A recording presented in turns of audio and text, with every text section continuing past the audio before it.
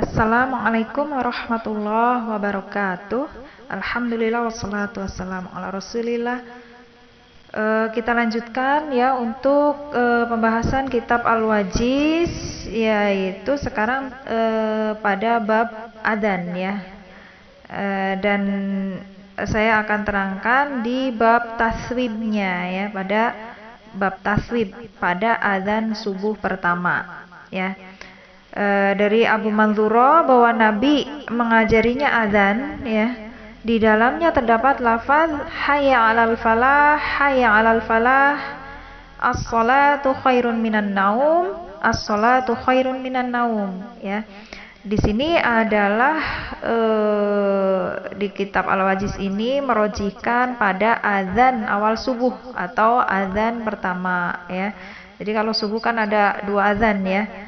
Jadi untuk Al-Wajiz ini merojihkan bahwa yang ada lafaz atau kalimat as-salatu khairun minan naum itu untuk azan pertama. Jadi yang sebelum subuh gitu. Lalu dilanjutkan dengan lafaz Allahu Akbar, la ilaha illallah gitu ya. Nah, lalu Al-Amir As-Sun'ani di sini berkata di dalam Subulus Salam ya, Ibnu Ruslan berkata, taswib hanya disyariatkan pada azan subuh pertama ya, karena ia berfungsi membangunkan orang tidur ya. Jadi taswib itu kan azan yang ada lafaz as-salatu khairun minan naum ya. Jadi di sini merojihkan bahwa taswib hanya disyariatkan pada azan subuh pertama, bukan azan kedua ya, karena ia berfungsi membangunkan orang tidur.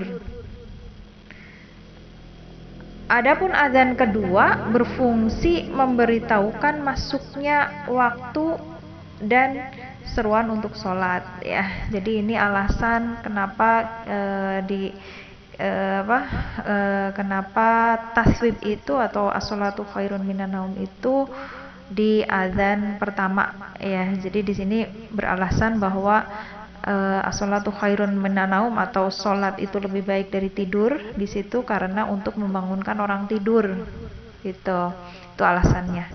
Tetapi mayoritas ulama yaitu tadi yang azan pertama ya, itu dipilih atau yang berpendapat seperti itu juga Syekh Albani ya, yang merojihkan azan pertama untuk taswib. Namun ya, mayoritas ulama ya, baik yang sekarang dipraktekkan di Saudi, di Makkah dan Madinah ya, mayoritas ulama merojihkan bahwa yang ada lafaz as-salatu khairun minan naum itu di azan yang kedua, bukan azan ke satu. Alasannya yaitu karena as-salatu khairun minan naum itu di situ kan perintah ya.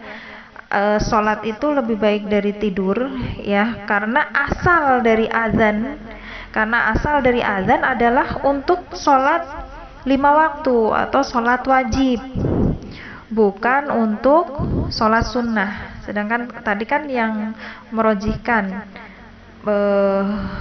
di azan ke-1 untuk taswib itu beralasan membangunkan orang tidur untuk sholat gitu kan. Padahal secara perintah gitu, perintah asal azan itu tujuannya adalah untuk sholat 5 waktu gitu, bukan untuk sholat sunnah. Jadi alasan ini lebih kuat ya. Jadi yang pendapat mayoritas ulama di sini merojihkan azan kedua untuk taswib ini yang ada as-sholatu khairun minan naum ya. Di sini kita lanjutkan, disunahkan azan pada awal waktu ya, di awal waktu ya. Itu sunnah ya, dan khusus untuk sholat subuh didahulukan sebelum waktunya. Maksudnya di situ ada 2 azan gitu. Ada yang sebelum waktu subuh gitu. Dari Jabir bin Samurah di situ dia berkata, Bilal azan jika matahari telah tergelincir dan dia tidak mengurangi sedikit pun dari lafaz azan. dan dia tidak iqomat hingga Nabi keluar, hingga Nabi SAW keluar ya. Jika beliau keluar, maka dia mengumandangkan iqomat ketika melihatnya atau melihat Nabi. Ya. Lalu dari Ibnu Umar, Nabi bersabda, sesungguhnya Bilal azan di malam hari. Azan ke-1 maksudnya.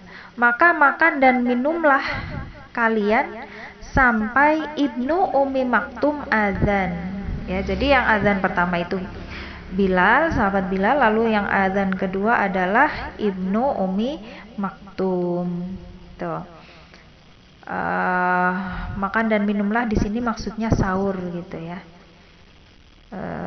Lalu berikutnya Nabi telah menjelaskan hikmah mendahulukan azan subuh dari waktunya dengan sabdanya, janganlah azan Bilal menghalangi salah seorang dari kalian dari sahur.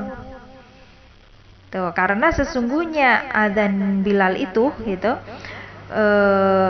adalah beliau bersabda, azan yang ke-1 atau azan Bilal itu menyeru di malam hari agar orang yang sholat malam di antara kalian kembali atau istirahat. Ya, jadi agar berhenti dari sholat malam gitu. Untuk siap-siap sahur ya. Jadi azan pertama itu bukan untuk membangunkan untuk sholat malam, bukan, tapi justru untuk menghentikan sholat malam dan bersiap-siap untuk sholat subuh gitu ya. Jadi itu azan pertama seperti itu ya. Jadi bukan untuk membangunkan sholat malam, tapi untuk menghentikan sholat malam dan bersiap-siap untuk sahur, makan sahur gitu, agar mereka sahur gitu ya. Dan juga untuk membangunkan orang yang tidur di antara kalian gitu ya. Jadi yang di akhir ini adalah dalil kuat ya, bahwa jarak antara azan ke-1 dan kedua itu jarak waktunya itu dekat.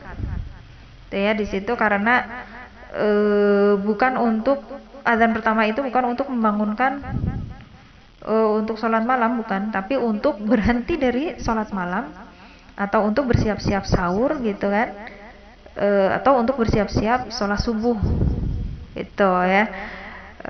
Tentu bersiap-siap itu jaraknya dekat. Jadi ini dalil kuat bahwa jarak antara azan ke-1 dan kedua itu waktunya dekat ya. Lalu praktek Nabi tadi lebih cepat dari 1 jam ya, jarak antara azan 1 dan 2 ya. Karena untuk apa? Karena untuk bersiap-siap sahur di situ kan, azan ke-1 itu.